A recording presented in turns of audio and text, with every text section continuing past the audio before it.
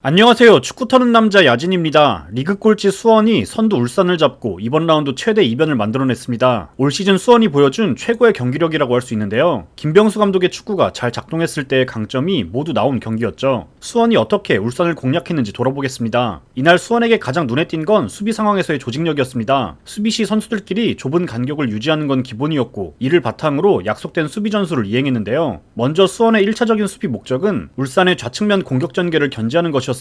동시에 울산 공격의 시작점인 두 명의 볼란치 역시도 묶어놔야 했는데요. 이를 위해 이날 오른쪽 윙어로 출전한 김주찬은 수비시 측면이 아닌 울산의 중앙 미드필더를 붙잡습니다. 그리고 울산의 왼쪽 측면에 위치한 이명재 쪽을 압박하는 건 우측 윙백 정승원이었죠. 정승원은 높은 위치까지 적극적으로 전진하며 막아서는데요. 이렇게 미드필더를 김주찬이 잡고 정승원이 높이 올라와 압박하는 수비 방식은 큰 효과를 봤습니다. 수원의 이 같은 수비는 경기 내내 반복되는데요. 울산은 이날 김영건까지 출전하지 않으면서 왼쪽 전개에서 더욱 답답함을 느낄 수밖에 없었죠. 뿐만 아니라 울산은 오른쪽에 서령우 대신 김태환이 나올 경우 우측면에서의 빌드업을 크게 활용하지 않습니다. 이 점도 울산이 애를 먹은 이유 중 하나였죠. 울산의 김태환은 공격 시 높게 전진해 있기 때문인데, 이 위치에선 그냥 전진우가 따라 내려가서 막는 형태로 수비합니다. 실제 전반전 울산의 공격은 이 방향으로 거의 이뤄지지 않았고, 결국 후반 시작과 동시에 서령우를 투입하며 좌우 빌드업의 균형을 맞춥니다. 어쨌든 김주찬의 이런 수비 방식은 울산의 중앙 루트를 원천적으로 차단시켰습니다. 중앙의 공간은 가둬버리고 오히려 울산이 측면으로 가도록 길을 열어주며 유도한 뒤 정승원의 강한 압박으로 측면에서 승부를 보죠.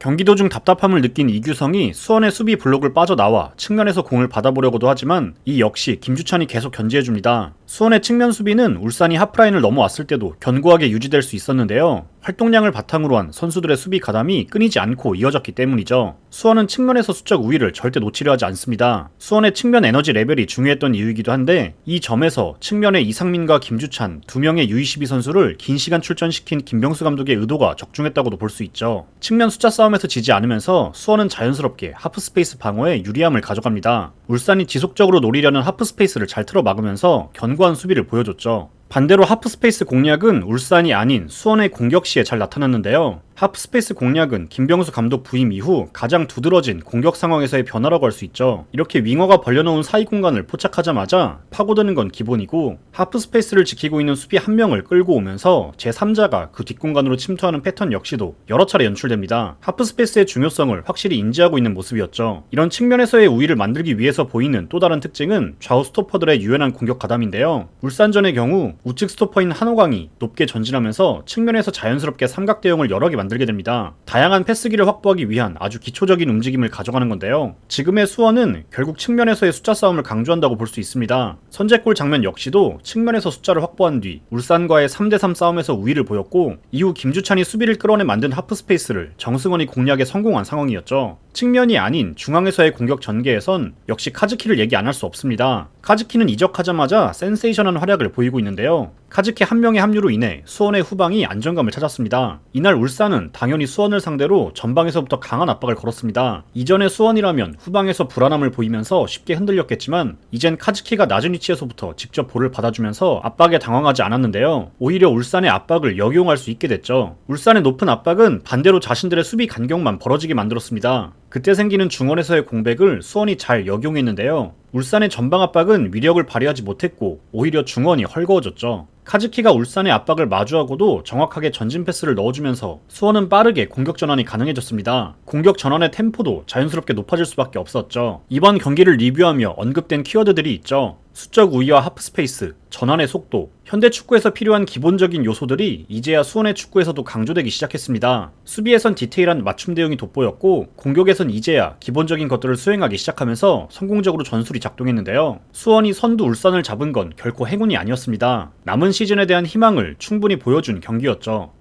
시청해주셔서 감사합니다.